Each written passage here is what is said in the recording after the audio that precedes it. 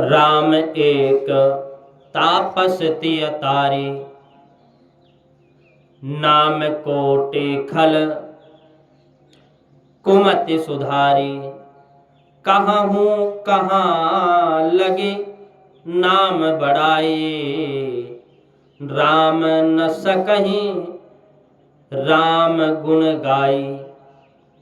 भगवान स्वयं राघवेंद्र सरकार अपने नाम का बखान नहीं कर सकते। प्रभु राम का मुख थक जाएगा, लेकिन राम की महिमा का बखान समाप्त नहीं हो सकता। मेरे राघवेंद्र को भी समुद्र पर पुल बांधना पड़ा। समुद्र पार करने के लिए लाखों वानरों की सहायता लेनी पड़ी, लेकिन बजरंगबली राम नाम के आश्रय से एक छलांग में समुद्र को पार कर लिए। ये है राम नाम की महिमा। राम नाम की महिमा की कौन था पा सकता है। एक बार राम सच्चे मन से राम नाम लेकर के देखो, प्रत्यक्ष प्रमाण है। एक संत कहते हैं कि राम नाम की दवाई जो तन पे लगाई तो बुझिया आराम हो जाई। यानी राम नाम रूपी धन तुम एकत्रित करो, इसमें कोई पैसा लगने वाला नहीं है। चलते फिरते उठते बैठते नाचे गाते जैसे भी हो, कैसे भी राम नाम निकलना चाहिए। श्वास श्वास में राम नाम जब लेना प्रारंभ कर दोगे ना, यही धन है सबसे बड़ा। इस धन से बड़ा तो कुछ है ही नहीं। हम जिसको धन मानते हैं ना, असली धन मानते हैं, वो तो यहाँ के लिए है, थोड़े दिन के लिए है। जब ये शरीर पूरा होगा तो हमारा धन तो दूसरा ही है। एक संत बहुत अच्छी बात बोलते थे कि साथे है मित्र गंग के जल बिंदु पान तक, अर्धांगनी चलेगी केवल मकान तक। परिवार के सब लोग चलेंगे स्मशान तक, बेटा भी हक निभाएगा तो अग्निदान तक। इससे तो आगे भजन ही है साथी, हरि के भजन बिन अधूरा रहेगा।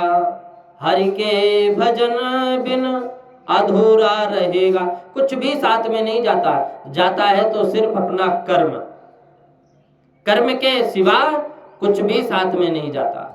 तो इसलिए भगवान का नाम लो, जितना हो सके उतना नाम लो। राजा परीक्षित के मन की भ्रांति दूर हो गई।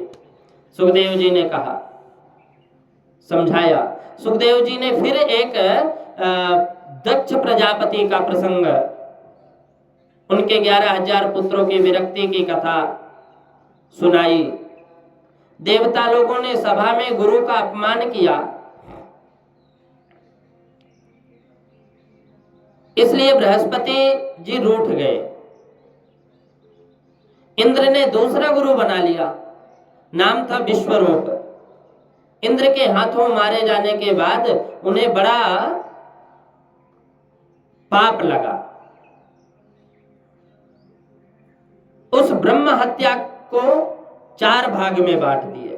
त्वष्टा मुनि ने मंत्र शक्ति से दूसरा पुत्र उत्पन्न किया, वृत्तासुर। इंद्र को मारने वृत्तासुर आया। इंद्र ने प्रभु भक्त दधीचि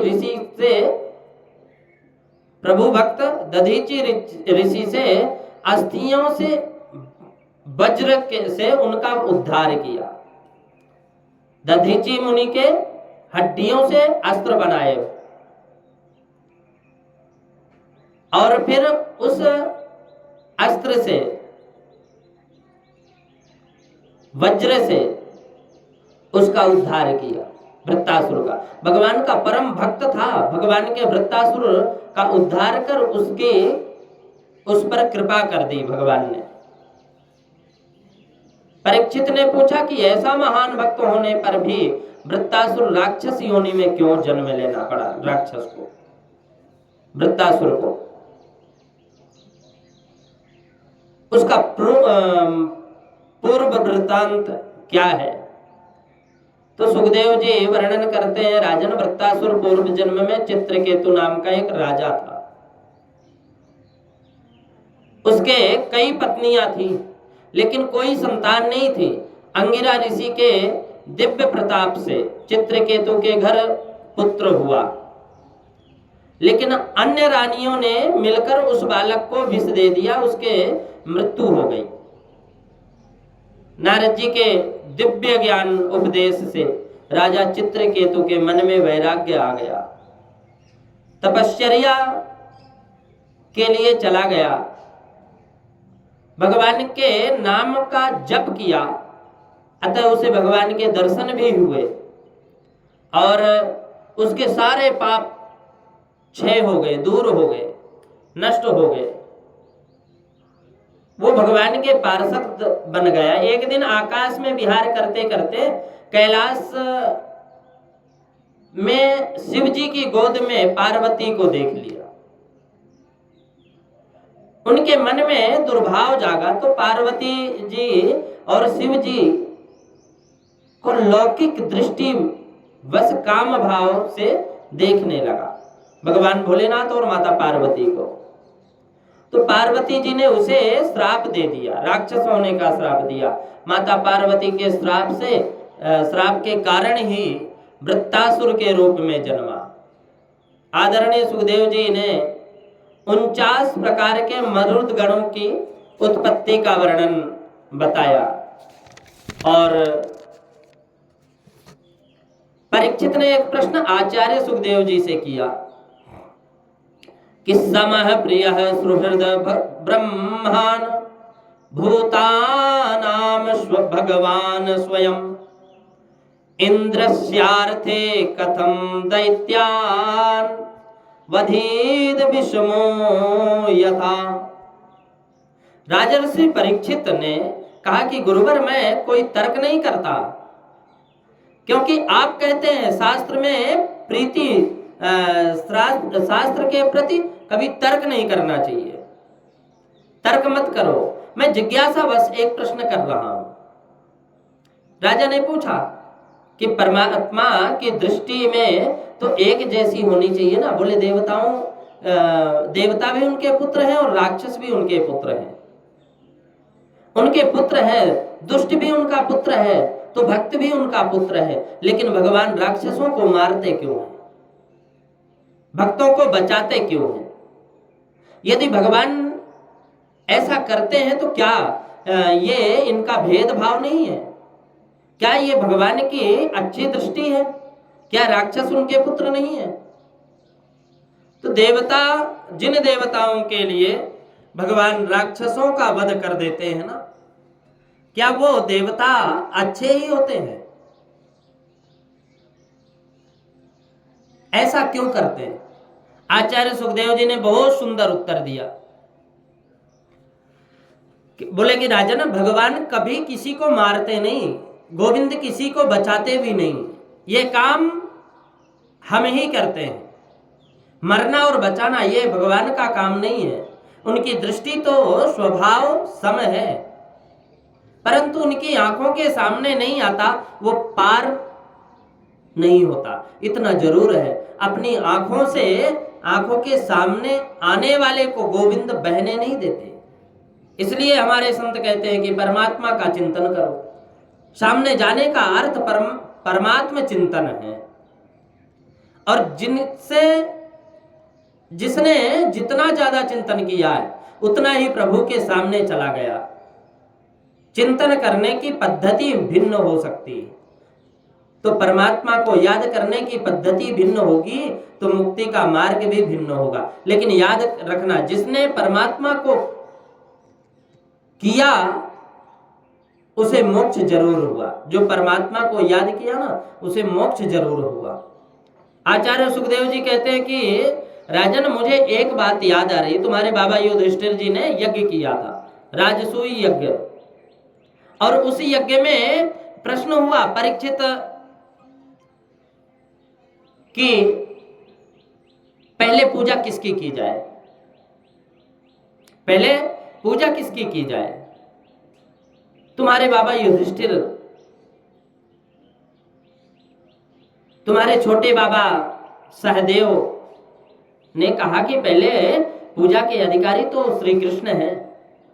उसी सभा में बैठा शिशुपाल ने कहा कि इस ग्वारिये की पूजा, जिसके पिता का पता नहीं, माँ का पता नहीं, बिरादरी का पता नहीं, ग्वारिया 4 दिन पहले गऊ चराता था, द्वारिका का राजा बन गया, तो इसकी प्रथम पूजा भगवान को गाली देने लगा।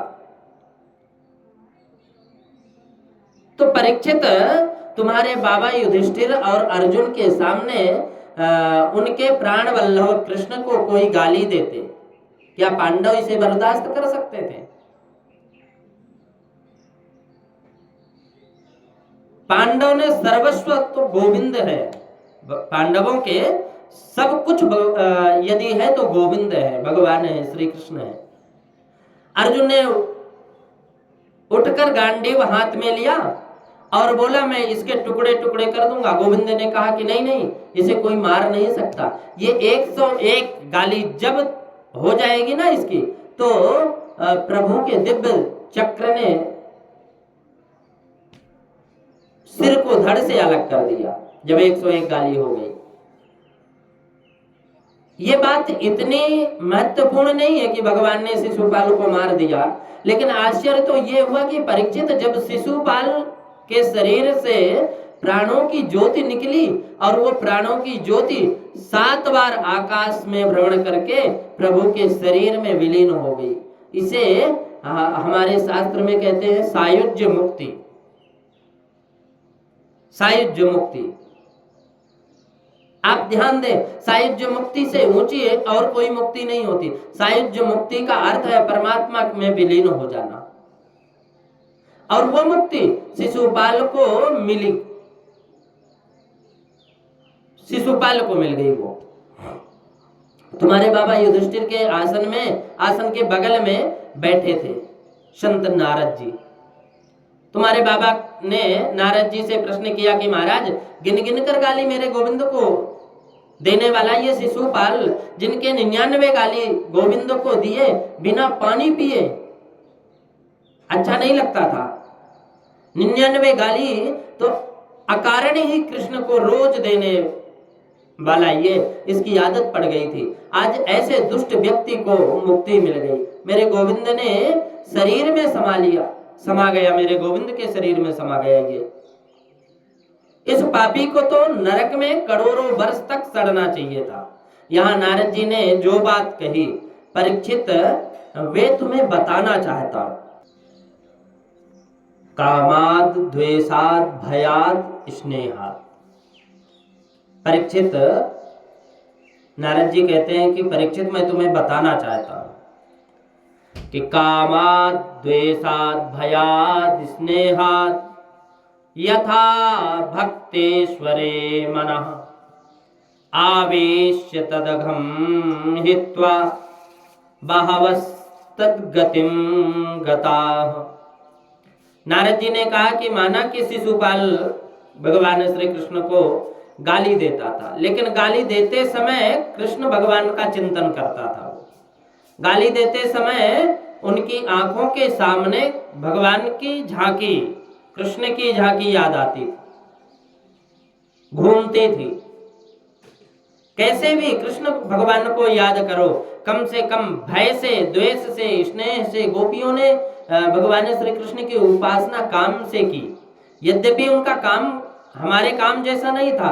गोपियों के स्नेह प्रेम को ही हमने काम की संज्ञा दी।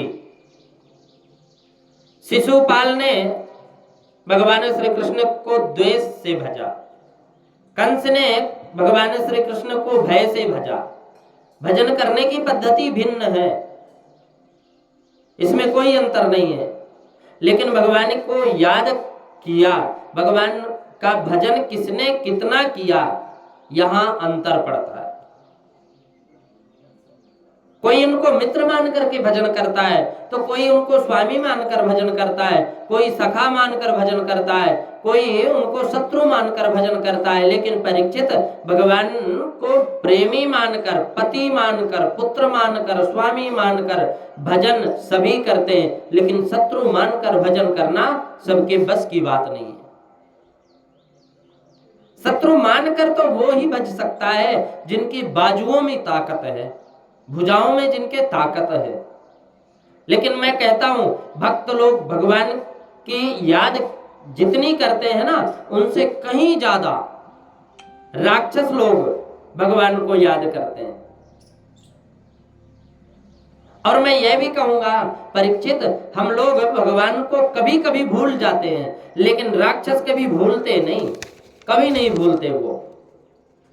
ये शिशुपाल है, दंतवक्र, कंस, रावण, कुंभकर्ण, ये सब जो परमात्मा के शत्रुता करते हैं ना परमात्मा से, तो इससे वो भक्तों से भी ज्यादा परमात्मा को याद करते हैं।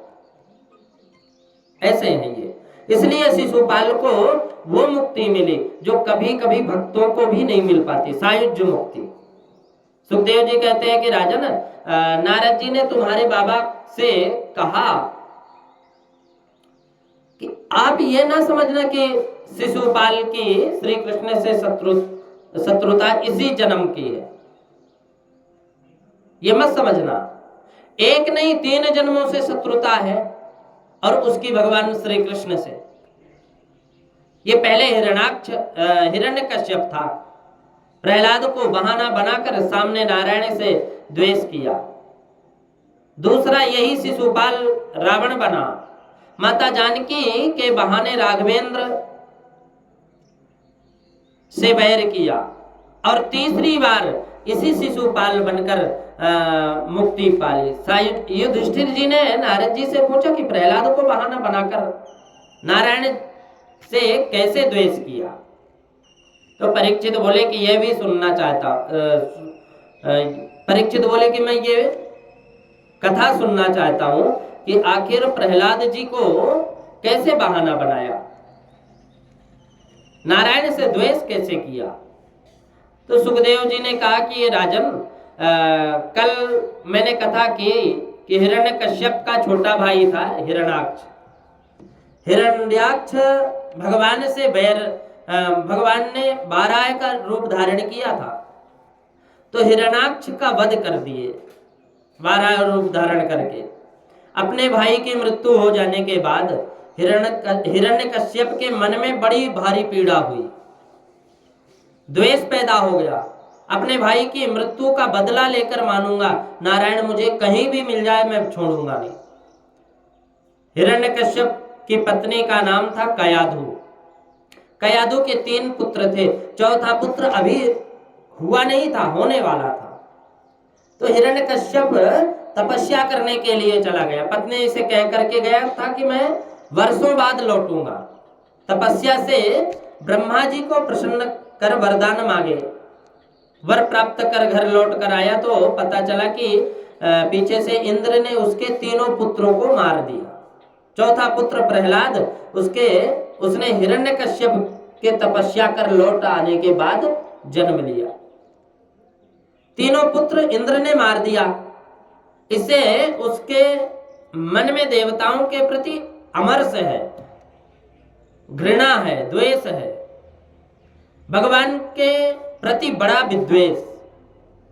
लेकिन प्रहलाद के जीवन की क्या कहें, गोविंद से मिलने की लगन जिसे लग जाए उसे संसार में कुछ अच्छा नहीं लगता।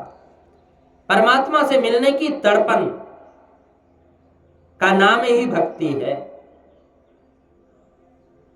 प्रभु कैसे मिले, तड़पन उत्तरोत्तर मन में अभिवृद्धि प्राप्त होता रहता है, बढ़े, इसी का नाम भक्ति है। मेरे जैसा यशस्वी, मेरे जैसे तेजस्वी, मेरे जैसे तपस्वी प्रहलाद बने। इसलिए हिरण्यकश्यप ने प्रहलाद को गुरुकुल में भेज दिया, परंतु प्रहलाद का जीवन तो शांत है। गुरुकुल के आचार्य हैं संड और अमरकर, शुक्राचार्य के पुत्र हैं ये। दोनों। नो दुग्न चित्तो व्यसनेषु स्पृहः श्रुतेषु दृष्टेषु गुणेषु वस्तुहकम् दान्तेन्द्रिय प्राण शरीर धी सदा प्रशांत कामो रहिता सुरो सुरः। प्रहलाद के मन में नो दुग्न चित्तो व्यसनेषु स्पृहा, कभी कभी उद्योग, प्रहलाद के मन में कभी भी उद्योग नहीं आता।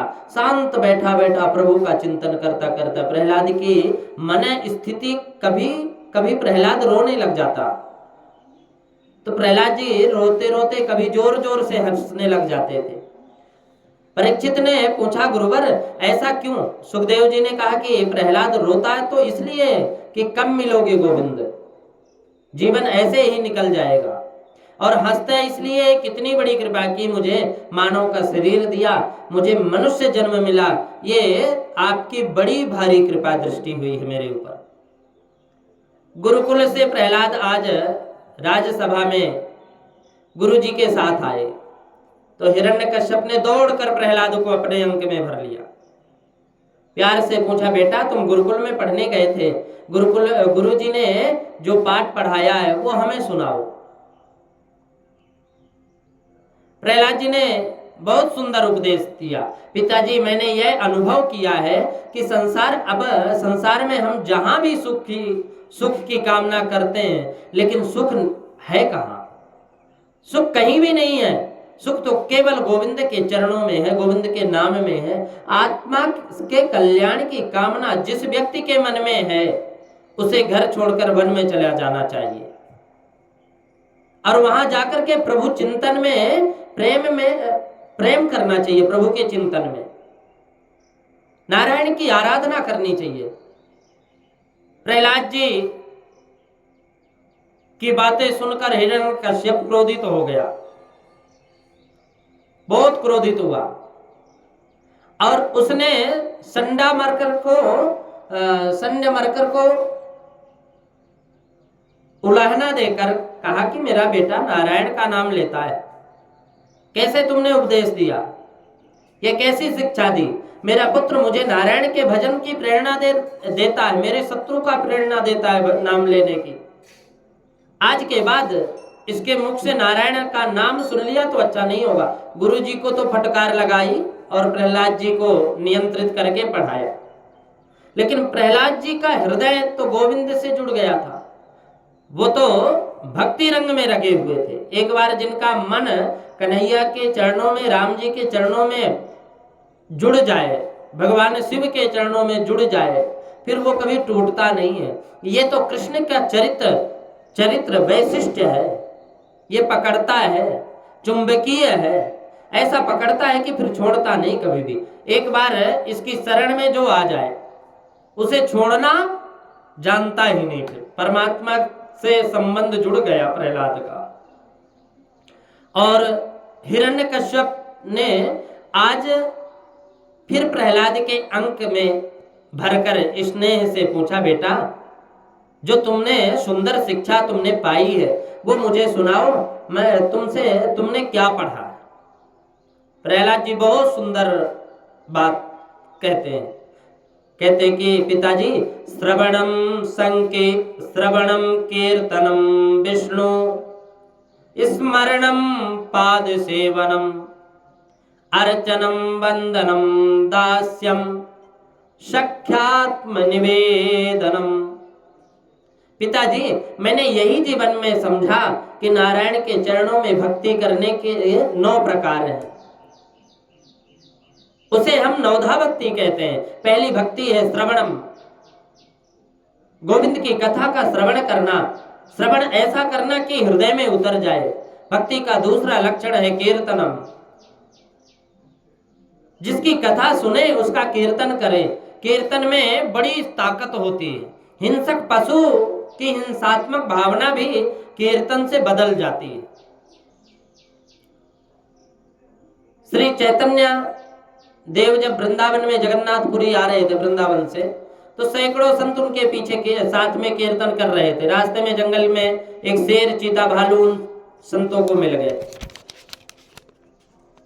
दौड़े, लेकिन श्री चैतन्य देव के मुख से भगवान के कीर्तन स्वर की लहरी को सुनकर जब जंतु भी नाचने लगे। तीसरी भक्ति है स्मरण, स्मरणम। हर परिस्थिति में स्मरण भगवान का होना चाहिए। घर में हम भोजन बना रहे हैं, दाल हिला रहे हैं कलछी से, दाल हिलाते हुए भी स्मरण उसी का होना चाहिए। गोपियों के पास और क्या था? एक गोपी रस पर, वो सर पर मटकी रखकर मक्खन बेचने जाया करती थी मथुरा में। तो मथुरा की गलियों में माखन बेचते समय गोपी को गोविंद की याद आ गई। कोई माखन ले लो, कोई दही ले लो, बहुत मीठो है, बहुत सुंदर है, कोई माखन ले लो, कोई गोविंद ले लो, कोई कन्हैया ले लो, बहुत सुंदर है, बहुत मीठा है, ऐसा बोल गई। उसे ध्यान आया, अरे मैं माखन बेच रही हूं या कन्हैया को बेच रही हूं। प्रत्येक अवस्था में उसकी याद बनी रहे, ये विष्णु स्मरणम है, विष्णु स्मरणम है। एकांत में बैठकर उनका पाद सेवन करना, उनकी अर्चना करना, वंदन करना, उनके चरणों की वंदना करना। नवधा भक्ति में 6 के बाद 7वीं भक्ति और 9वीं, ये 3 भक्ति तो सर्वोत्तम भक्ति है। 7वीं भक्ति है दास्य, नारायण का दास्य बन जाओ। पिताजी, जीव जब गोविंद का दास बनकर उनके चरणों में लेट जाता है ना, तो गोविंद उसे उठाकर गले में लगा लेते हैं। ये सख्य भक्ति है। अंतिम भक्ति है आत्मनिवेदनम, अपना सब कुछ प्रभु को समर्पित कर देना। प्रहलाद जी की इन बातों को सुनकर हिरण्यकश्यप बड़ा क्रोधित हुआ और प्रहलाद जी को मारने लगा, मारने का प्रयास भी किया। जल में फेंक दिया, अग्नि में जलाया, हाथी के नीचे डाल दिया, जेल में भूखा रखा। लेकिन प्रहलाद जाको राखे साइया, मार सके ना कोई, बाल न बाका कर सके, जो जग बैरी हो। प्रहलाद जी, आज प्रहलाद जी को फिर विद्यालय भेज दिया। हजारों असुरों के बालकों ने प्रहलाद जी को घेर लिया। उन बालकों ने प्रहलाद जी से कहा कि तुम हमारे मित्र हो, दंड तुम्हें मिलता, कष्ट हमें होता है। अग्नि में जलाया तुम्हें, किंतु जलन तो हमें हो रही है। भूखा रखा गया तुम्हें, लेकिन तड़पन हमें होती है। मित्र, तुमसे निवेदन है हमारा, तुम इतने हठी क्यों हो, इतने दुराग्रही क्यों हो? कीर्तन ही करना है, बुढ़ापे में कर लेना। प्रहलाद गदगद होकर बोले, मित्र, आपकी सहानुभूति का मैं आदर करता हूं, लेकिन कुमार अवस्था से जिसने कृष्ण कीर्तन नहीं किया, बचपन से जिसने भगवत धर्म का अनुशीलन नहीं किया, बुढ़ापे में वो क्या करेगा? वो तो कभी हाथ पकड़ेगा, कभी सर पकड़ेगा, कभी कमर पकड़ेगा, वो दर्द में ही पड़ा रहेगा।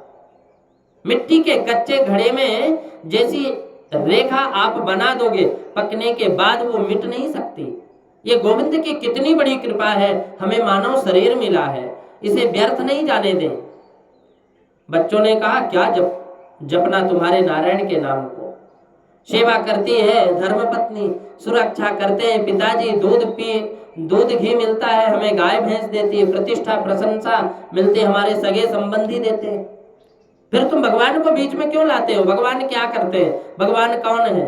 आचार्य सुखदेव जी ने परीक्षित से कहते हैं कि प्रहलाद जी ने उत्तर दिया, धरा निभूमो पशवो हि गोष्ठे, नारे ग्रहे द्वारि सखा श्मशाने देह चितायाम परलोक मार्गे धर्मानुगो गच्छति जीवेशा।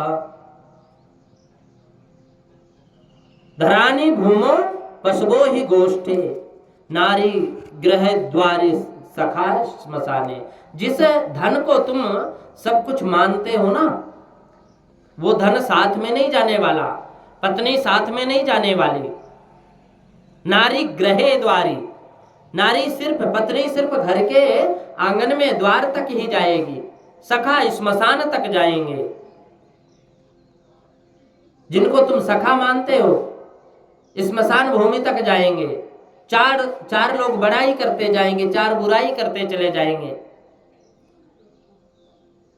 देह चितायाम परलोक मार्गे धर्मानुगो गच्छति जीवेश।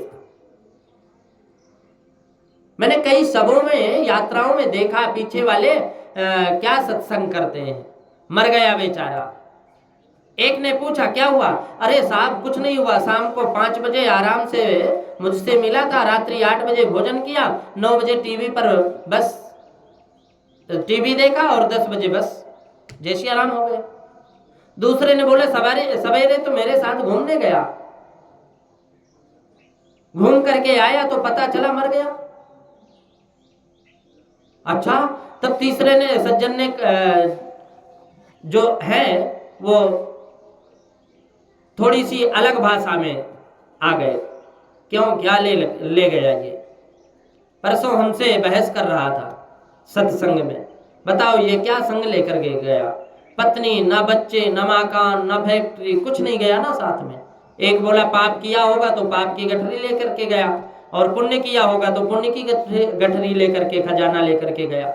जैसे ही शरीर चिता पर गया, रख दिए चिता पर, तो एक दिन हमको भी जलना पड़ेगा, राख होना पड़ेगा।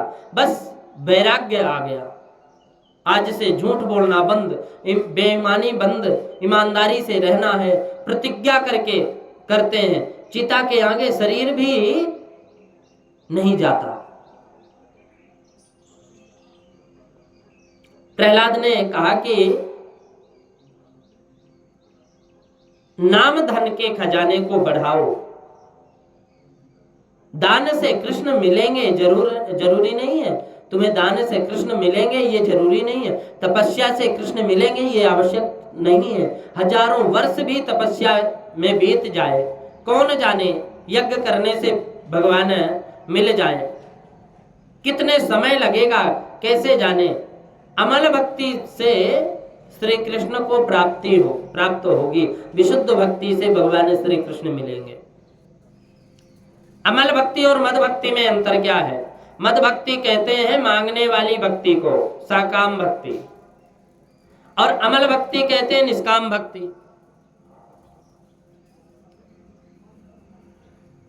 एक संत कहते हैं, पुरानी कथा है, संत कहते हैं कोई व्यक्ति मार्ग में जा रहा था, बीच में नारद जी मिल गए।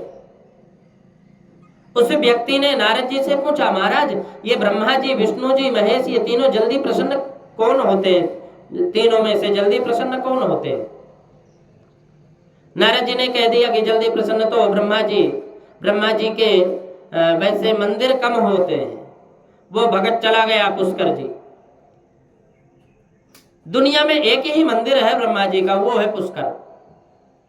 उस भगत ने वहां जाकर के बहुत तपस्या की, 3 महीने तक ब्रह्मा जी की तपस्या की। ब्रह्मा जी खुश हो गए, प्रकट होकर बोले मैं तुमसे प्रसन्न हूं, वरदान मांगो। भगत बोला बस आपके दर्शन मिल गए, अब क्या मांगू? ब्रह्मा जी बोले नहीं, तो क्या भगवान शंकर ही दे सकते हैं या विष्णु दे सकते हैं वर? हम विधाता है, हमसे वर मांगो। तुम्हें 3 महीना तुमने मेरी तपस्या की, सो वर भी 3 मांग लेना। भगत तो कलियुगी थे, बोला पहला वर देना ही है भगवान, तो पहला वर दे दो विधाता, मेरा मकान बन जाए।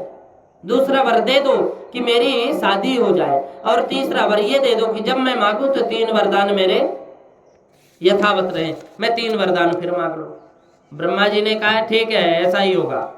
अब खुश हो गए ब्रह्मा जी कि मेरा भगत पहला एक आया जो ऐसी तपस्या की और हमने वरदान दे दिया।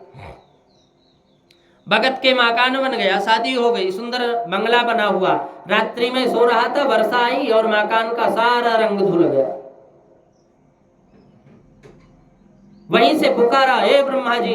ब्रह्मा जी आए, बोले क्या बात है? बोले पहला वर दे दो कि वर्षा बंद हो जाए, दूसरा वर ये दे दो कि मेरे मकान पर कभी वर्षा गिरे ही नहीं, और तीसरा वर ये दे दो जब चाहूं वरदान मांग लो 3। ब्रह्मा जी ने सोचा ये भगत कैसा है, ठीक है चले गए। भगत जी के सर्दी जुकाम हो गई। हे ब्रह्मा जी आए, बोले क्या बात है? बोले पहला वर दे दो मेरी खांसी ठीक हो जाए, दूसरा वर दे दो कोई शारीरिक कष्ट ना हो, और तीसरा वरदान जब मैं मांगू तो 3 वरदान मांग लो। अब तो कोई भी कष्ट हो, आओ ब्रह्मा जी। ऊपर से कहते ऐसे ही वर थोड़ी मांग रहे हैं, 3 महीना भजन किया है। रोते रोते विधाता के पास पहुंचे ब्रह्मा जी। नारायण मुस्कुरा कर बोले क्या बात है, क्या हुआ? बोले इस भगत से पीछा छुड़ाओ मेरा। 3 महीना भजन क्या कर लिया, अपना दास बना लिया मुझे। भगवान ने कहा हे विधाता जी, इन कलयुग के भक्तों को वर देने से पहले जरा ठोक पीट कर देख लेना चाहिए। ये 1.25 रुपया चढ़ाएंगे तो बदले में 1.25 लाख रुपए मांगेंगे। ब्रह्मा जी ने कहा कि अब ध्यान रखूंगा आगे से, अभी तो बचाओ। तो भगवान ने इशारा किया कि सरस्वती देवी को कि जाओ भगत के जिह्वा पर बैठ जाओ, और सरस्वती देवी जिह्वा पर बैठ गई। भगत बोले हे ब्रह्मा जी, बोले क्या बात है? बोले पहला वर दे दो कि मुझे वैराग्य हो जाए, दूसरा वर दे दो कि मेरे कृष्ण के चरणों में प्रीति हो जाए, और तीसरा वर ये दे दो कि संसार से मेरी मुक्ति हो जाए। ब्रह्मा जी बोले तुम मुक्ति ले लो चाहे भुक्ति ले लो, मेरा पीछा छोड़ दो, इसका नाम है मद भक्ति। लेकिन मेरे प्रभु अमल भक्ति से मिलते हैं। बालकों ने कहा प्रहलाद सुनो, तुम तो हमारे मित्र हो, हमारे सखा हो, जो गुरुदेव तुम्हें पढ़ाते हैं वही हमें पढ़ाया, तुम फिर इतने विद्वान कैसे हो गए, हम क्यों नहीं हुए? प्रहलाद बोले मेरे गुरु संडा मरकट जी थोड़ी है, एक को दिखाई नहीं देता और एक को सुनाई नहीं देता। मेरे गुरु सीखे अंध बहिर कर लेखा, एक न सुनई एक ना देखा। मेरे गुरुदेव तो नारद जी हैं। सुनो, जब मेरे पिता महाराज तपस्या करने चले गए थे, देवराज इंद्र ने मेरे 3 भाइयों को पहले ही मार दिया था। फिर मेरी माँ का अपहरण कर ले जाने लगा, तो नारद जी ने देवराज कयाधु को, नारद जी ने कहा कि देवराज कयाधु को कहाँ लेकर जा रहे हो? इंद्र ने कहा कि कयाधु से हमारा कोई विवाद नहीं है, लेकिन कयाधु के गर्भ में जो चौथा पुत्र है वो हमारे शत्रु का पुत्र है। 3 पुत्र तो हमने मार दिए, हिरण्यकश्यप के, अब इस चौथे पुत्र को मार देंगे। तो नारद जी ने कहा कि देवराज कयाधु को तुम नहीं ले जा सकते, इसके गर्भ में जो बालक है वो नारायण का भक्त है। संत बोले कि संत नारद जी ने मेरी माँ को अपने आश्रम में आश्रय दिए। मेरी माँ से कहा कि बेटी तुम मेरे आश्रम में रहो, जब तक तुम्हारे पति तपस्या से लौट कर ना आए, वो चाहे 100 वर्ष ही क्यों ना हो, तुम गर्भ धारण करके रख सकती हो। ये मेरा आशीर्वाद है। अब समय कैसे निकले? तो मेरी माँ बन गई श्रोता और नारद जी बन गए वक्ता। भागवत धर्म का दिव्य उपदेश नारद जी ने मेरी माँ को समझाया, सुनाया, और जब माँ को इस सुंदर उपदेश को नारद जी ने सुनाया तब मैं 7 महीने का गर्भ में था। ये सत्य समझे, बालक जब 7 महीने का गर्भ में होता है ना, तो माँ को बहुत सावधानी का परिचय देना चाहिए। अच्छे विचार मन में लाए, अच्छे उपदेश सुने, जैसी परिस्थिति माँ के मन में होगी बालक के भी वही बनेगी। बस मेरे गुरु नारद जी बन गए और असुरों के बालकों ने कहा कि प्रहलाद तुम्हारे गुरु तुम्हारे गोविंद से मन जुड़े कैसे, ये तो बताओ। प्रहलाद बोले मन की डोर एक बार गोविंद के चरणों में लग जाती है ना तो फिर व्यथा मिट जाती है सारी। बीच में कितने व्यवधान आते हैं पता ही नहीं चलता। एक मौलवी साहब थे, नमाज अदा कर रहे थे, पढ़े लिखे सज्जन थे मौलवी। सामने से कोई नारी जा रही थी, उसने मौलवी की चादर पर पांव रख दिया। मौलवी ने गुस्से में कहा कि शर्म नहीं आती, खुदा की इबादत में लगा था और वो स्त्री चादर पर पांव रख करके चली गई। वो लौट करके आएगी तब उसे देखूंगा। लौट करके आ ही रही थी, उसने रोका और कहा शर्म नहीं आई तुम्हें, मैं नमाज पढ़ रहा था, नमाज अदा कर रहा था। उस चादर पर पैर रख करके चली गई। उस बालिका ने जवाब दिया, बालक बाबा तुम्हारी चादर पर मेरा पैर कब रख गया मुझे मालूम ही नहीं, मेरी दाढ़ी सफेद हो गई, मैं झूठ बोलूंगा। उस बालिका ने जवाब दिया कि मैं नर राचि न लखी और तुम कति लक्ष्य सुजान, पढ़ी कुरान बौरा भया तेने रच्यो नहीं रहमान। बाबा मैंने अपने प्रेमी को समय दिया था मिलने का, सो मेरा मन तो जुड़ गया था वो प्रेमी से। मैं जल्दी जल्दी में कहीं देर ना हो जाए इसलिए मुझे ध्यान नहीं रहा किसकी चादर नीचे बिछी है,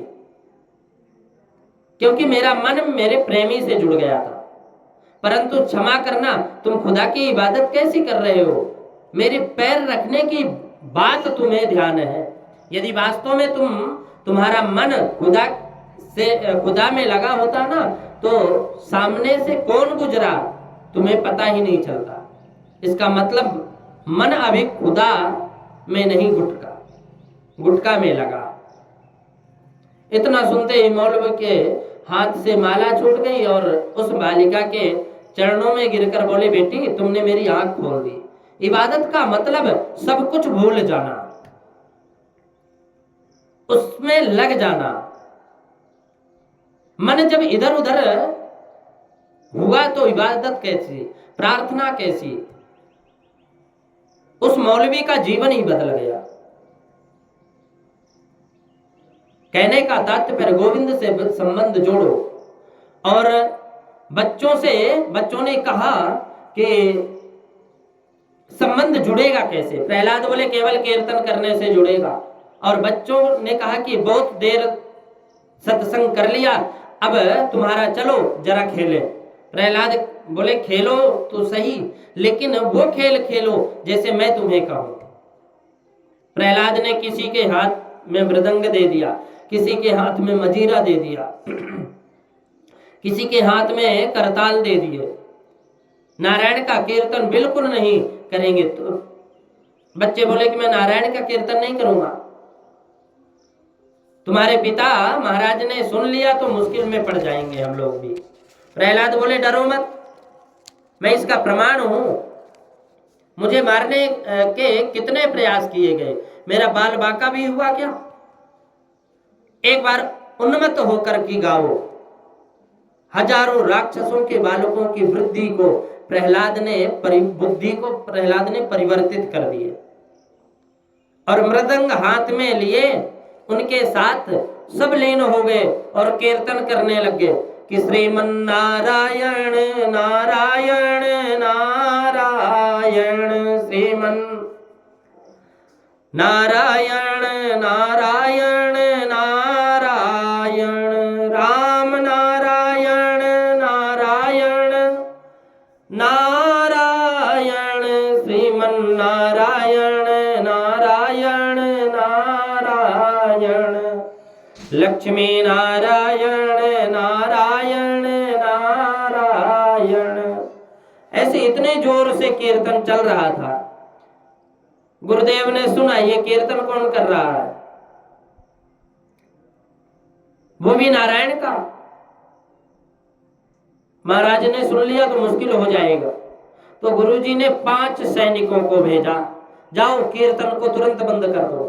5 सैनिक हाथ में छड़ी लेकर के आकर के देखा प्रहलाद जी नाच रहे हैं, साथ में हजारों असुरों के बालक नाच रहे हैं। सैनिकों ने सोचा पहले प्रहलाद को ही रोके। प्रहलाद उन्मत्त होकर के कीर्तन कर रहे थे। सैनिकों ने जैसे ही प्रहलाद को छुआ, स्पर्श से सैनिक भी नाचना प्रारंभ कर दिए कि भजवन नारायण नारायण नारायण, मुक्ति नारायण नारायण नारायण। गुरुजी ने देखा कीर्तन तो बंद ही नहीं हो रहा, 10 सैनिक और भेज दिए। और जब भेजे तो वो भी आए और देखा पहले आए वो नाच रहे हैं। सैनिकों ने आकर प्रहलाद को छुआ, क्या करते हो सब, स्पर्श होते ही वो भी नाचना प्रारंभ कर दिए। वो भी भजन नारायण नारायण नारायण करना प्रारंभ कर दिए, कीर्तन बंद करने के लिए, और नाचने लग गए। आए थे कीर्तन बंद करने के लिए, लेकिन नाचने लग गए। संडामर्क गुरुजी दोनों बोले चलो हम भी चलकर देखते हैं क्या हो रहा है। जैसे ही गए तो दोनों गुरुजी आए और डर गए बच्चे। कीर्तन तो चल रहा है, परंतु इशारे में प्रहलाद को बताया गुरुजी आ रहे हैं। प्रहलाद ने कहा कि आज होगी सो देखी जाएगी, अब आज गुरुजी को ही प्रसाद दे दो। दुबले पतले गुरुजी, बच्चों ने उन्हें उठाकर हाथों में उठा लिया और उछाल कर गाने लग गए कि भजमन नारायण नारायण नारायण, सत्य नारायण नारायण नारायण, श्रीमन नारायण नारायण नारायण। गुरुदेव को इतना आनंद आया, बच्चों को बोले कि छोड़ो बेटा छोड़ो, हम भी कीर्तन करते हैं। इतने में बहुत आनंद आता है, इसमें तो बहुत आनंद आता है। बच्चों ने छोड़ दिया, ऐसे करंट लगा, गुरुजी भी नाचना प्रारंभ कर दिए। प्रहलाद गदगद हो गए। कोई कीर्तन करते हैं, कोई गिर पड़ता है, कोई आनंद विहल होकर गिर जाता है, फिर उठकर नाचने लगते हैं। पूरा वातावरण प्रहलाद के कीर्तन से कीर्तनमय और नारायणमय कर दिया।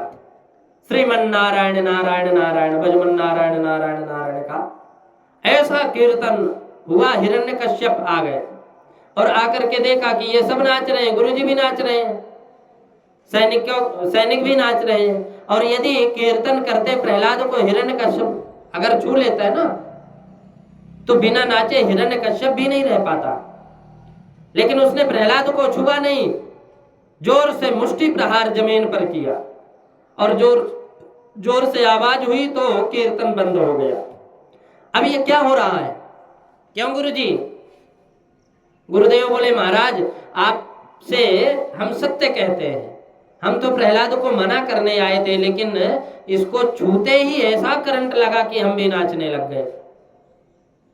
परंतु सुनिए महाराज, आनंद बहुत आया। हिरण्यकश्यप क्रोधित होकर बोला, एक तो बच्चों की बुद्धि बिगाड़ते हो, फिर कहते हो कि आनंद आया। दौड़कर प्रहलाद को पकड़ लिया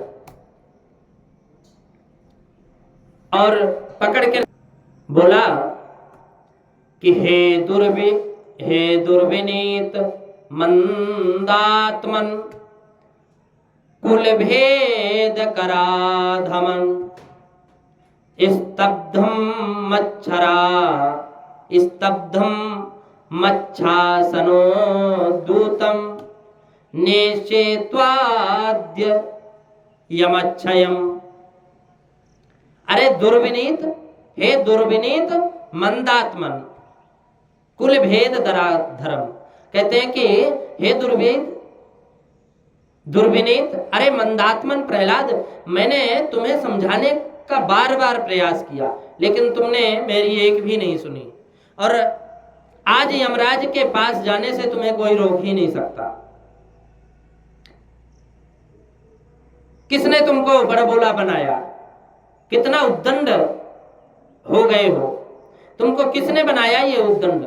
मेरी परवाह किए बिना मेरे विद्यालय में तुमने कीर्तन किया, और सबको कीर्तन में नचाते हो। मेरे शत्रु का नाम कीर्तन, मेरे शत्रु के नाम का कीर्तन करते हो। आज तुमसे बाद में मैं निपटूंगा, पहले उसी से निपट लेता हूं। बताओ तुम्हारा नारायण कहाँ है? प्रहलाद बोले कि न केवलम में भवतश्च राजन सा वैवलम वलिनाम च परेशाम परे वरेमि स्थिज जंगमा ये ब्रह्मादयो येन वसम प्रवीता प्रणीता। पिताजी नारायण तो सर्वंतर्यामी है, न केवलम भक्तश्च राजन। हे राजन, हे पिताजी, ये केवल मेरा मालिक ऐसा नहीं है कि आपके अंदर भी बोलने की जो शक्ति देता है ना उसी के द्वारा है, ऐसा नहीं कि वो एक जगह है। फिर उसी का नाम, लेकिन वो कहाँ है? तो वो कहते हैं कि वो तो सर्वत्र है और सब जगह है। वो सर्वत्र है और सब जगह है कि सूर्य अनेक फिरे कण मागत पै पद सूर्य सुस्वाद कहाँ है। पुनिताल मजीरा बजाती फिरे मीरा मतवारी सी चाहे कहाँ है। सिया राम कथा कितनों ने लिखी पर तुलसी जैसी मर्यादा कहाँ है। नरसिंह बसे प्रति खंभन पर काढ़न को प्रहलाद कहाँ है। नरसिंह तो आज भी प्रत्यक्ष प्रकट है, खंभे में विराजमान है, पर उसे निकालने को प्रहलाद नहीं है। बोले कि इस खंभे में, प्रहलाद बोले इसी खंभे में मुझे दिखाई देते हैं। सारी प्रजा स्तब्ध रह गई, सन्नाटा छा गया। छोटे से बालक ने कह दिया कि इस खंभे में मुझे दिखाई देता है। हिरण्यकश्यप ने कहा कि तलवार उठाकर जोर से तलवार का प्रहार खंभे में किया, और जैसे ही खंभे में तलवार का प्रहार किया तो खंभा बीच से कट गया और उसी खंभे से नरसिंह भगवान प्रकट हो गए। बोलो नरसिंह भगवान की जय। इतने जोर से शब्द करते हैं भगवान नरसिंह, हुंकार भरते हैं और बड़ी बड़ी दाढ़ी, बड़े बड़े मूछ, बड़े बड़े दांत दिखाकर जब हुंकार भरते हैं तब सब डर गए। एक बार तो हिरण्यकश्यप भी इतनी जोर से शब्द सुनकर वहीं गिर पड़ा। उनका विकराल स्वरूप देख करके भयभीत हो गया। विकराल, इतना विकराल रूप। सत्यम विधातुम निज वृत्त भासितम व्याप्तिम च भूतेष्वखिलेषु चात्मनः अदृश्यताद्भुत रूप मुहत् स्तंभे सभायाम न मृगम न मानुषम। अपने नन्हे से बालक की बात की रक्षा के लिए भगवान प्रकट हो गए और ऐसा रूप लेकर के आए, न केवल मनुष्य न शेर, दोनों ही हैं और दोनों भी नहीं है। लेकिन भगवान के सामने समस्या है कि वो हिरण्यकश्यप को दिन में नहीं मार सकते, लेकिन युद्ध करते करते जब सायंकाल का समय आया, गोधूली बेरा का समय आ गई, नरसिंह देव ने दौड़ करके हिरण्यकश्यप को पकड़ लिया और दरवाजे के बीच में अपनी जंघाओं पर रख लिया। और नरसिंह भगवान बोले कि अब हम तुम्हें मारेंगे। हिरण्यकश्यप अट्टहास करके बोला, कैसे मारोगे? हमें कोई नहीं मार सकता, ब्रह्मा जी ने वरदान दिया, ब्रह्मा जी से वरदान प्राप्त है, हमें कोई नहीं मार सकता। क्या मांगा है? भगवान ने कहा, क्या मांगा तुमने ब्रह्मा जी से? तुमने जितने वर मांगे हैं सब मैंने पूरे कर दिए। हिरण्यकश्यप बोला, मैंने पहला वर मांगा था कि मैं ना तो दिन में मरूं ना रात में मरूं। भगवान बोले, ये तुम ही बताओ कि ये दिन है कि रात है? हिरण्यकश्यप बोले कि ये दोनों ही है, दोनों नहीं है, ये तो गोधूली बेरा है, लेकिन आप मुझे नहीं मार सकते। मैं ब्रह्मा जी से वरदान मांगा था कि मैं ना बाहर मरूं ना भीतर मरूं, भगवान बोले ये तुम ही बताओ कि तुम बाहर हो या भीतर हो। हिरण्यकश्यप ने कहा कि आपने मुझे देहली पर रखा है, लेकिन आप मुझे मार नहीं सकते। मैंने ब्रह्मा जी से यह भी वरदान मांगा था कि मैं ना अस्त्र से मरूं ना शस्त्र से मरूं। भगवान बोले सही बताना, मैं नाखून से तुम्हारे पेट को चीरूंगा। ये अस्त्र भी नहीं है और शस्त्र भी नहीं है। हिरण्यकश्यप बोला फिर भी नहीं मार सकते मुझे। मैंने वर मांगा था कि ना मैं पशु से मरूं ना मैं मनुष्य से मरूं। कैसे मारोगे? भगवान ने कहा ये तुम ही बताओ, मैं तुम्हें पशु दिखाई देता हूं या मनुष्य दिखाई देता हूं? तो हिरण्यकश्यप बोला कि आप ना तो पशु दिखाई देते और ना ही मनुष्य हो, दोनों ही नहीं हो और दोनों हो। ऐसा स्वरूप तो कभी किसी ने नहीं देखा। शेर का मुंह और मनुष्य का शरीर, पता नहीं तुम कौन हो, लेकिन मैंने ब्रह्मा जी से वरदान मांगा था कि 12 महीने में किसी महीने में नहीं मरूं। भगवान बोले ये 13वां महीना मैंने तुम्हारे लिए ही बनाया, पुरुषोत्तम मास। बोला 13 महीने भी होते हैं क्या? मुझे मालूम नहीं था। बोले नहीं तो 13 महीने में मैं मांग लेता ब्रह्मा जी से, लेकिन फिर भी आप मुझे मार नहीं सकते, क्योंकि मैंने ब्रह्मा जी से अंत में यह वर मांगा था कि हे विधाता, सृष्टि में आपके द्वारा बनाई हुई किसी भी चीज से मैं नहीं मरूं। भगवान बोले हमें ब्रह्मा जी थोड़ी बनाता है, हम तो ब्रह्मा जी को बनाते हैं। तो आप कौन हैं? बोले कि मैं नारायण हूं। और जैसे ही उसने नारायण सुना, उसकी गोद से छूटकर तलवार उठाने के लिए दौड़ा। भगवान ने पकड़ करके उसको अपनी जंघाओं पर पटका और हुंकार भरते हुए नाखून से उसके पेट को चीर डाला। प्रभु ने उसकी अंतड़ियां को निकाल कर अपने कंठ में धारण कर लिया। राजन ने पूछा अंतड़ियां निकालकर प्रभु ने धारण क्यों किया?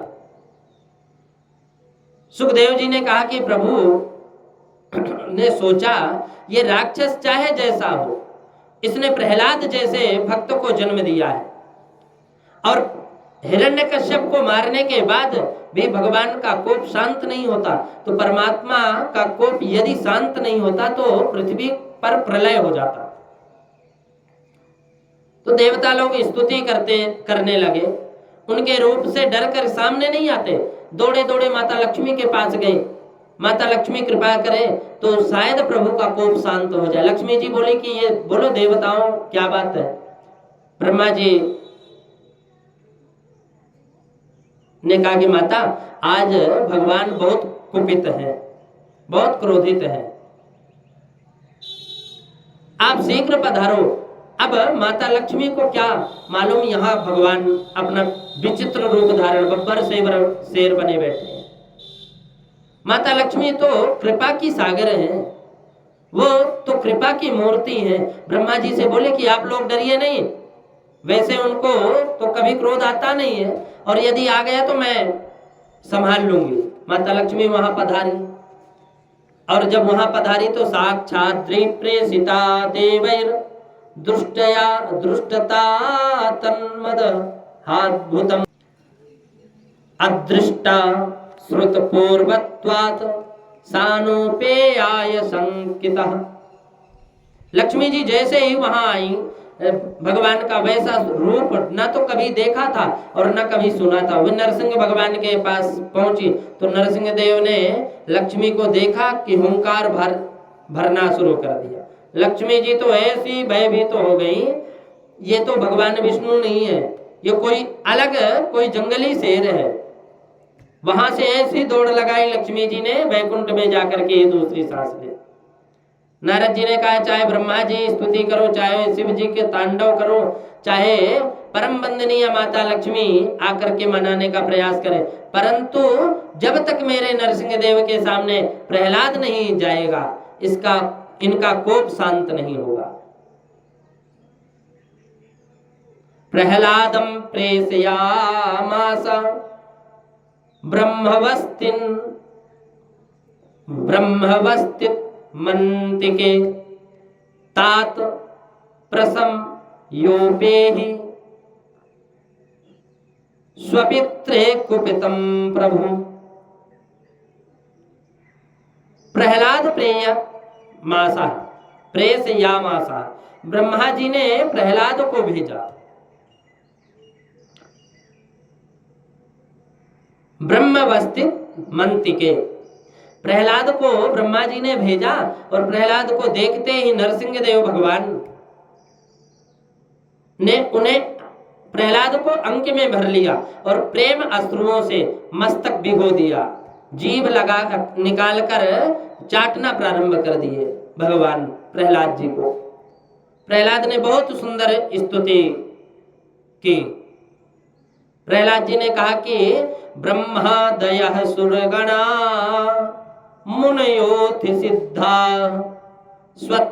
सत्वैक्यतान्मतयो वचसां प्रभावै नाराधितुं पुरु गणैर् रघुनापि वक्तुं किं तोष्टुमर्हति समे हरिरुग्रजाते। भगवान बड़े बड़े देवता बड़ी तपस्या करते हैं और स्तुति करते हैं, भगवान को शांत नहीं कर सकते। हे हरि नरसिंह देव, आप उग्र रूप देखकर सब भयभीत हो रहे हैं। मेरे पास तो कोई ज्ञान का अवलंबन नहीं है। किसी को ज्ञान का अवलंबन है, किसी को कर्म का अवलंबन है, किसी को भक्ति का आश्रय है। मैं तो किसी काम का नहीं हूं। लेकिन मैंने आज प्रत्यक्ष देखा है गोपाल, हे नरसिंह देव, कि आप भक्ति की इच्छा की पूर्ति, किसी निष्ठा अगर हो, कोई निष्ठा करता है ना, तो मेरे मुख से निकल गया, उसे आप पूर्ण कर दिए। आप खंभे से प्रकट हो गए। प्रहलाद जी बोले, हे भगवान, ब्राह्मण में 12 गुण होते हैं। सम, दम, तप, स्वाध्याय, अध्ययन, त्याग, संतोष, तितिक्षता और प्रश्न, विद्या, आत्मज्ञान, अनुसूवा। इन 12 गुणों से समन्वित ब्राह्मण यदि आपके चरणों में प्रीति नहीं करता, वो ब्राह्मण ज्यादा वंदनीय नहीं हो सकता। एक सभ्य जाति में जन्म लेने वाला व्यक्ति, कोल भील जाति में जन्म लेने वाला व्यक्ति यदि आपके चरणों में प्रेम करता है तो ब्राह्मण की अपेक्षा आप उसे जल्दी मिल जाते हैं, कोल भील को। मैं कभी कभी विचार करता हूं कि मेरा और आपका मेल क्या है। आपने मेरे ऊपर ऐसी कृपा की कि क्या मेल है मेरा आपसे? आपने इतनी बड़ी कृपा कैसे कर दी? भगवान बोले, मैं क्या कृपा की तुम पर? प्रहलाद बोले कि कहां रजोगुण से उत्पन्न, मैं कहां रजोगुण से उत्पन्न? क्वाहं रजः प्रभव ईश तमोदिकेस्मिन् जातः सुरे तरकुले क्व तवानुकंपा न ब्रह्मणो न तु भवस्य न वै रमाया यन्मेर्पितः शिरसि पदम करः प्रसादः। प्रहलाद जी कहते हैं कि क्वाहम रजा प्रभव इस तमोदिकेस्मिन्, कहा मैं रजोगुण से उत्पन्न तमोगुणी प्रवृत्ति वाला ये मेरा परिवार राक्षसी परिवार, उसमें मेरा उत्पन्न मैं एक आसुरी वृत्ति का मनुष्य हूं। कहा आपकी ऐसी दिव्य अनुकंपा, जो सुख ब्रह्मा जी को नहीं मिला, भगवान शंकर को नहीं मिला, परम वंदनीय मां लक्ष्मी को नहीं मिला, वो वरद हस्त आप मेरे सिर पर रख दिया। कितना बड़ा आनंद है दिया आपने मुझे, कितनी कृपा की, सुख प्रदान किया आपने। किन शब्दों की से मैं आपकी महिमा का वर्णन कर सकूं? प्रहलाद जी कहते हैं कि मेरी परिस्थिति बड़ी विचित्र बन गई है महाराज। भगवान, ये जितनी भी इंद्रियां ये मानव को अपनी अपनी ओर खींचती हैं, ऐसी परिस्थिति बनती है कि जैसे किसी व्यक्ति की पुरानी पत्नियां, बहुत सारी पत्नियां हो जाएं और वो सब अपनी अपनी ओर खींचती हैं, अपनी अपनी ओर आकर्षित करती हैं। ऐसे ही ये इंद्रियां मुझे खींचती रहती हैं भगवान। ये सबसे खतरनाक इंद्रिय का नाम है जीव। शास्त्र कहता है कि जिसको इंद्रिय को जीतना है ना, वो सबसे पहले अपने जीव को जीते। जीव को जीतने का मतलब है भोजन पर काबू करना, खान पान को नियंत्रित करे। और जितना खान पान नियंत्रित जब तक नहीं होगा तो उसकी इंद्रियां कभी नियंत्रित नहीं हो सकती।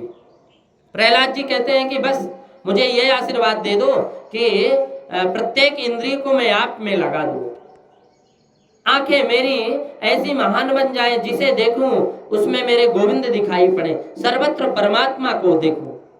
सिया राम मैं सब जग जानी, करहूं प्रणाम जोर जुग पानी।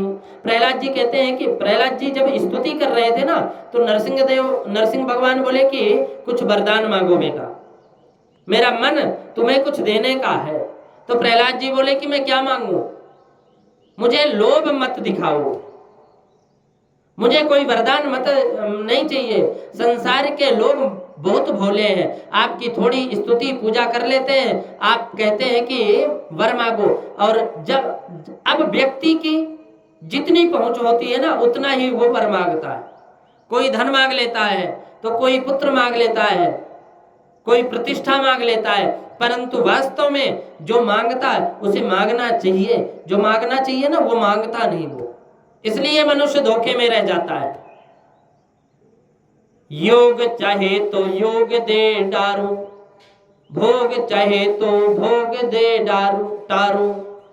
मुक्ति कहे मुक्ति चाहे तो मुक्ति दे टारू, भक्त तो लेन न देन करूं, बको टरियो न जाए। भगवान कहते हैं, परमात्मा कहते हैं कि जीव मुझे वैभव मांगे अगर जीव, तो मैं दे देता हूं। चलो वैभव दे दिया, मेरा पीछा तो हटा। जीव ऐश्वर्य मांगे तो दे देता हूं, मुक्ति चाहे तो मुक्ति दे देता हूं।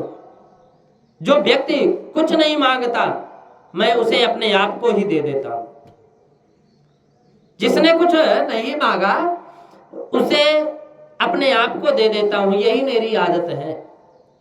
प्रहलाद जी कहते हैं कि मुझे कुछ नहीं चाहिए। भगवान बोले कुछ तो मांगो बेटा, मैं तुम्हें कहता हूं। प्रहलाद जी बोले तो मुझे एक ही वर दे दो कि मैं जीवन पर्यंत मेरी आपसे कुछ मांगने की इच्छा ही ना हो, सिवाय आपके युगल चरणों के कुछ भी मांगने की इच्छा ना हो, मेरे हृदय में जन्म ना लेवे, मांगने की कामना कभी जन्म ही ना ले मेरे हृदय में। परमात्मा से कुछ मांगो मत, मांगने से सब हम धोखे में रह जाते हैं। और जो नहीं मांगते उसे सब कुछ मिल जाता है, जो सोचा नहीं वो भी मिल जाता है। भगवान बोले प्रहलाद, तुम्हारे प्रेम के बदले मैं तुम्हें क्या दे सकता हूं, फिर भी तुम्हारी मेरी इच्छा है कि मैं तुम्हें कुछ दूं। प्रहलाद बोले कि मैं तो एक बात आपसे निवेदन करना भूल गया था। मेरे पिता महाराज ने आपकी बहुत निंदा की है, इसलिए हे नाथ ऐसी कृपा कीजिए कि मेरे पिता महाराज की दुर्गति ना होवे, मेरे पिता को मोक्ष मिले। भगवान मुस्कुराकर बोले कि प्रहलाद, तुम्हारे जैसे बालक जिस कुल में जन्म लेता है उसकी 21 पीढ़ियां का उद्धार होता है। 7 पीढ़ी मातृ पक्ष की, 7 पीढ़ी पिता पक्ष की और 7 पीढ़ी ससुर पक्ष की, यानी 7 पीढ़ी तुम जैसे भक्त के कारण मैंने आज तेरे पिता की गोद अपनी गोद में लिया, तेरे पिता को। और तेरे जैसा भगवत भक्त पिता का भी उद्धार करता है, और उसमें कोई आश्चर्य नहीं है। नारद जी को गद्दे पर आसीन करके नरसिंह देव भगवान वहां से चले गए, और प्रहलाद जी महाराज आज भ्रमण करते करते सुदूर जंगल में गए। दत्तात्रेय महाराज नाम के संत से उनका मिलन हुआ। दत्तात्रेय जी परम तपस्वी और परम भगवत अवतार उनको माना जाता है। दत्तात्रेय जी ने प्रहलाद को वैराग्य, त्याग और सन्यासियों के अद्भुत लक्षणों का वर्णन करते हैं। सुनकर के प्रहलाद का मन बड़ा प्रसन्न होता है। आचार्य सुखदेव कहते हैं कि परीक्षित जो प्रसंग प्रहलाद का मैंने सुनाया, वास्तव में ये प्रसंग नारद जी ने तुम्हारे बाबा युधिष्ठिर को सुनाए थे। इन समस्त प्रसंगों का मूल उद्देश्य है, शास्त्र कहते हैं, क्या उद्देश्य है? कहते हैं, शास्त्र कहते हैं कि घर छोड़कर वन में जाना जरूरी नहीं है, बल्कि भागवत में तो यहाँ तक लिखा है कि कोई व्यक्ति संत बन जाए, भगवा वस्त्र धारण कर ले, अन्न धन आदि सब त्याग देवे, एक आसन में बैठ करके 8 घंटे रोज भजन करते, उसे फल उस सन्यासी को प्राप्त होता है। वही फल एक गृहस्थी व्यक्ति को झाड़ू देते वक्त कीर्तन करने से मिल जाता है। इसलिए गृहस्थ जीवन सबसे ऊंचा होता है, ये मानना ही होगा। गृहस्थ ही ब्रह्मचारी प्रकट होते, गृहस्थियों से ही ब्रह्मचारी प्रकट होते। गृहस्थ ना हो तो संत कहां से आए? गृहस्थ ही सन्यासियों को प्रकट करते हैं, गृहस्थ ही अतिथियों का सत्कार होता है गृहस्थियों के द्वारा, और गृहस्थियों से संतों का सत्कार होता है। सुखदेव जी कहते हैं, राजन, गृहस्थ जीवन आदर्श है, श्रेष्ठ है, लेकिन गृहस्थ जीवन श्रेष्ठ कब माना जाएगा? जब गृहस्थ चरित्र में गोविंद का नाम का गान करे। कर से कर्म करहूं विधि नाना, मन राखे जहां कृपा निधाना। प्रत्येक कार्य में गोविंद का नाम लो और गोविंद का नाम गाओ। झाड़ू लगा रहे हो घर में, कोई बुराई नहीं, लेकिन झाड़ू लगाते वक्त भगवान का ही, गोविंद का ही गुणगान करो, भगवान का ही नाम लो। भोजन बनाते समय नाम उच्चारण करो। प्रत्येक परिस्थिति में भगवान का उच्चारण करना चाहिए। श्री कृष्ण गोविंद हरे मुरारे, हे नाथ नारायण वासुदेवा।